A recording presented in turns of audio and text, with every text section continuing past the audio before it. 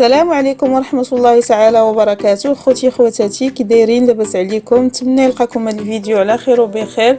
اليوم ان شاء الله غنقترح عليكم شوربة او حساء بالقرع الاحمر، كتجي لذيذة خاطرة صحية واقتصادية، مرافقة مع شاورما غتحمقوا وليداتكم ما يشبعوش منها.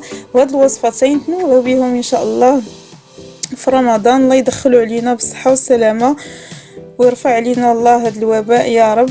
تحضروهم ايضا العشاء في هذا البرد. بقاو معايا تعرفوا على المقادير وطريقة التحضير. بسم الله على بركة الله. غنبدا هنا بالتحضير. واحد الشاورما غنرافقها مع الشوربه ديال القرع الاحمر اللي قلت لكم. نبدا بها هي الاولى. ندير التوابل لهاد الصدر ديال الدجاج.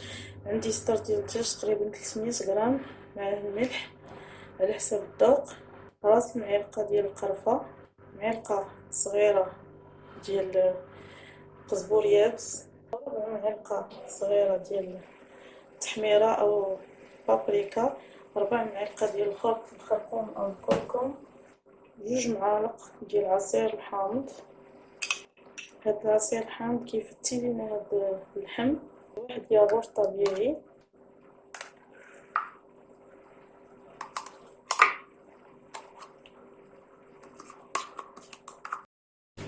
غندير نصف ملعقه ديال السكنجبير، نصف ملعقه صغيره الحار على حسب الذوق، وغنخلط هاد التوابل مع هاد اللحم وغنخليهم على جنب يتشربوا شويه. وغندوز نحضر معكم المكونات اللي غنحتاج لهاد الشوربه ديال القرع الاحمر. كي قلت لكم هاد دابا تبارك الله القرع الاحمر موجود، نحاولوا ندخلوه في بزاف الوجبات كيف ما سبق لي اقترحت عليكم وصفات فيهم القرع الاحمر. حتى اليوم قلت علاش لا ما نشاركش معكم الوصفه ديال القرع الاحمر اللي كتجي لذيذه. كنديرها بجوج طرق. اليوم نقترح عليكم الطريقه، مره اخرى ان شاء الله نحضرها معكم. مادام حنا في هذا البرد نحاولوا ننوعوا من الشوربات، كل مره نديروا شوربه في شكل. وخاصه تبارك الله دابا الخضر، اغلبيه الخضر موجودين طريين، الموسم ديال الخضر كاملين لازم نحضروه الشوربه. غندوزو على بركه الله لتحضير الشوربه. غنحتاج ليها عندي هنا 400 غرام تقريبا ديال القرع احمر، عندي 3 الحبات ديال البطاطس متوسطه، 2 حبات ديال الجزر، 1 الحبه ديال القرع اخضر كبيره او القرعه خضراء، 2 فصوص ديال الثوم، بصله مشلضه. ممكن البصله ديروها تقطعوها عشوائيه كيف ما بغيتو، حيت كلشي في الاخر غيطحن. انايا احتاجيت البصله مشلضه لشي حاجه اخرى درتها وخديت منها، درتها كثيره وخديت منها لهاد الشوربه. وعندي 1 الحبه ديال البسباس صغيره، انا درتها صغيره باش ما يحسوش بها. انا كي قلت لكم كنحاول ما امكن خضر موسميه ندخلهم في هكا في لي سوب باش نستافدوا منهم، لا في لي سوب ولا في وصفات اخرى. غندوز على بركه الله نشحر هاد الخضر مزيان في الزيت البلديه، نشحرهم مزيان تقريبا حتى 10 دقائق كلهم، نخلطهم في مره. درت شويه زيت بلديه في الكوكوط وبديت كنشحرها مع هذوك المكونات كاملين مع الخضر تقريبا 5 دقائق باش بديت كنشحرها. غنضيف الملح كيبقى على حسب الذوق، شويه ديال الزعتر. انا عندي مطحون، الا كما كانش عندكم مطحون ديروا 1 العود صغير. فاش طيب الخضره تسلق قبل ما نبداو نطحنوها كنحيدوه. غنضيف شويه د الابزار وغنكمل يتشحروا مزيان. نزيد شي 5 دقائق، قلت لكم كنشحرهم 5 دقائق. كنضيف الماء طايب وكنسد عليها 10 دقائق. الا كان عندكم الماء المغلى ديال الصدر سلقين فيه المرق ديال الدجاج او ديال الحوت ضيفوه عليه هو عوض الماء طايب. عملت زيت بلديه في المقله، غادا نشحر هاد الدجاج بسم الله على بيد ما طابت ليا الخضره ديال لاصوص ديال القرعه الحمراء.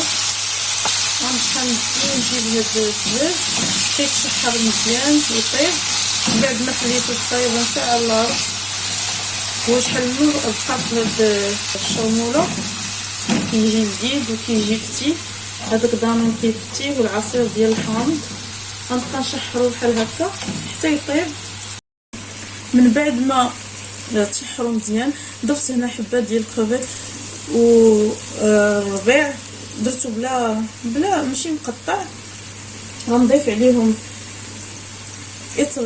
لتر ديال الماء وغنسد عليهم تقريبا من 10 حتى 15 دقيقه.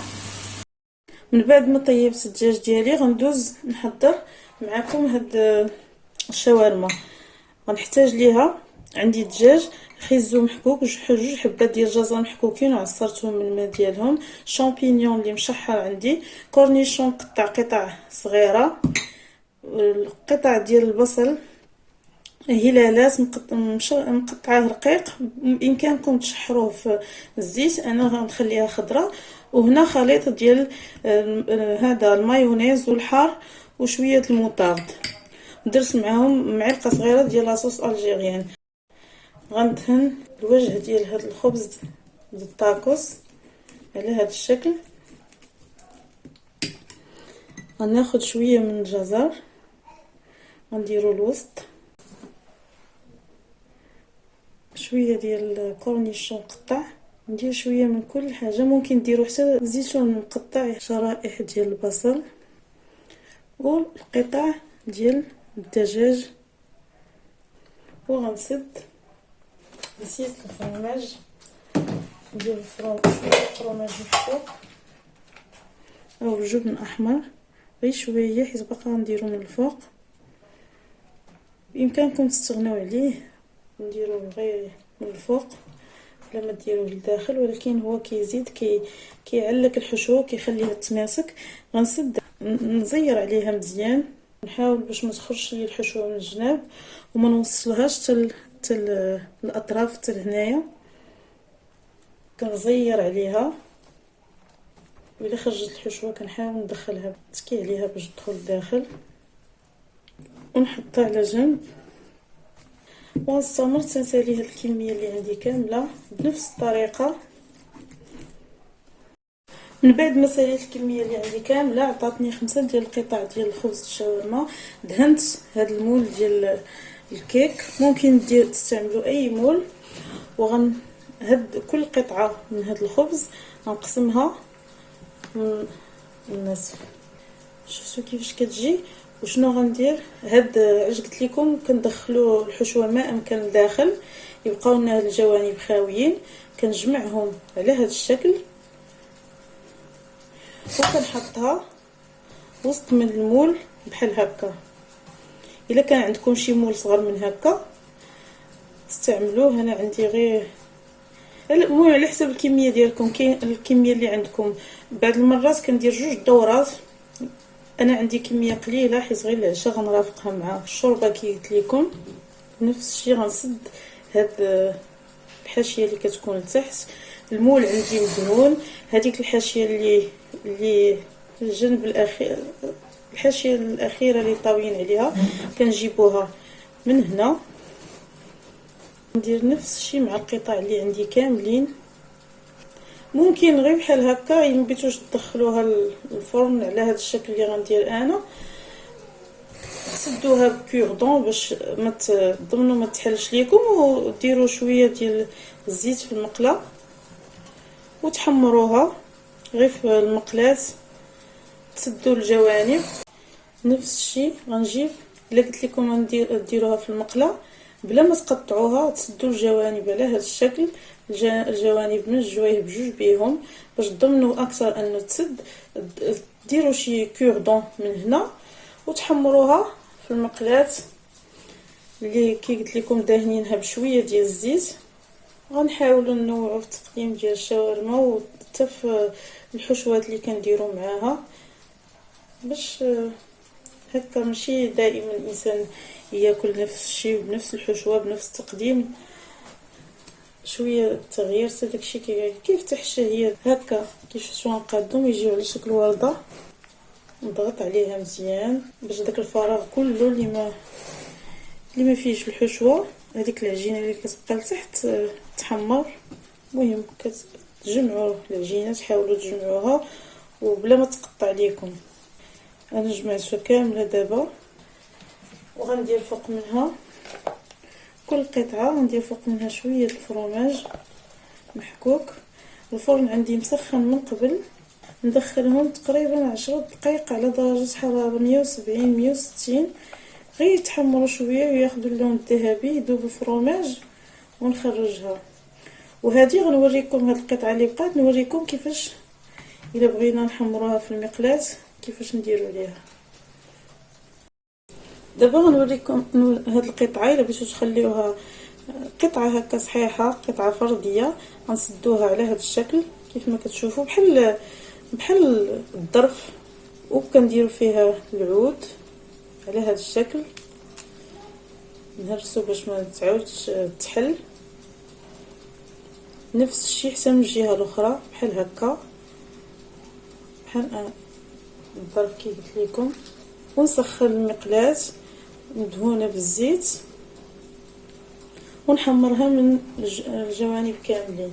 سخنتها نفس المقلاة اللي شحرت فيها الدجاج، درت فيها شويه زيت بلديه، ونحط فيها هاد القطعه ديال الشاورما تحمر من هذيك الجهه، نقلبها من الجوانب كاملين صافي ونقدمها، ونخليها تحمر على خاطرها.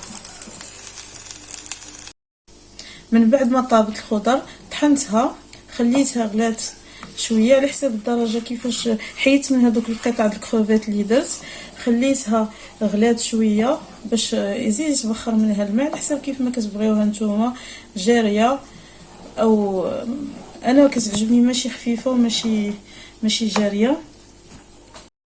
غنضيف ليها دابا كاس ديال الكريمه ديال الطبخ او الكريمه السائله، وغنحرك حتى تغلى مزيان تقريبا شي 5 دقائق، حيت هي صافي زعما حصلت على القوام اللي بغيت. تبخر منها الماء، مبقاتش خفيفه، غير طيب معاها هاد الكريمه شي 5 دقائق وغنطفي عليها باش نقدمها. وهذه هي لاصوب ديالي من بعد ما وجدات. والشاورما قدمتها على هذا الشكل، هادو اللي درتهم في المول، بامكانكم تجبدوه تحطوا كيف ما كان داير في المول، انا فضلت نحطهم بحال هكا. الا جبدتوه حطيتو ديروا وسط منه شي طبيصيل صغير، دوك العيبات كنحطوا فيهم لي صوص مرافقين مملحات. لاصوب ديالي زينتها بنقط ديال كريم فريش كي قلنا العين اللي كتاكل، وصافي الوسط ندير ليها بحال هكا ربيع تجي مختلفه. هذه الشاورما كي بغيتو تقدموها في دي بلا انديفيدوال بحال هكا، الشاورما اللي حمرت في المقله نقسمها معكم تشوفوا كي كتجي من الداخل، كتجي عامره لذيذه كي شفتوا معايا. فيها الخضر مختلفه على اللي الشاورما العاديه اللي مارفين كنديروا فيها مثلا اللحم والزيتون وكورنيشون لحم ديال الدجاج. هذه فيها حتى الخضر كي قلت لكم، كندير فيها مع الخيزو كندير حتى للشو. نتمنى ان شاء الله تعجبكم هذه الوصفه كيف ما طلبتوا مني من قبل فاش اقترحت عليكم شوربه مع مملحه. نقدم لكم اقتراحات اخرى، نتمنى يعجبكم الاقتراح ديال اليوم وطبقوه. كي شفتوا ساهل ماشي صعيب، وفي نفس الوقت مغذي، وشي حاجه اللي زوينه تعجب الوليدات الصغار والكبار.